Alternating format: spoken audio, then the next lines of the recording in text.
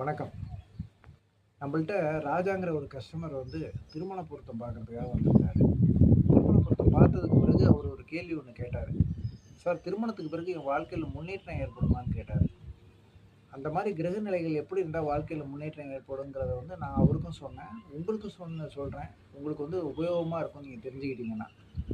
பொதுவா ஒருத்தரோட ஜாதகத்துல 7ஆம் அதிபதியும், 10ஆம் அதிபதியும் நட்பு கிரகங்களாக இருந்து, சுபர் வீடுகளில் அமர்ந்து, சுபர்களால் பார்க்கப்பட்டிருந்தால், திருமணத்திற்கு பிறகு அந்த திசை நடைமுறைக்கு வரும்போது, அவங்க வாழ்க்கையில நல்ல முன்னேற்றத்த குடுக்கும். அதே மாரி பார்த்தீங்கன்னா, 2ஆம் அதிபதியும், 10ஆம் அதிபதியும் ஒண்ணா சேர்ந்து அவங்க நட்பு கிரகமாகவும் இருந்து, அவங்களோட பார்த்தீங்கன்னா, லக்னாதிபதி, லாபாதிபதி இவங்களும் சம்மந்தப்பட்டிருந்தாங்கன்னு வச்சுக்கங்களேன், அவங்களுக்கும் திருமணத்துக்கு பிறகு நல்ல வாழ்க்கையில பொருளாதார முன்னேற்றம், நல்ல அந்தஸ்து இதெல்லாம் கூடி வரும். உங்க ஜாதகத்திலயும் இது மாரி இருக்கான்னு பார்த்துக்கங்க.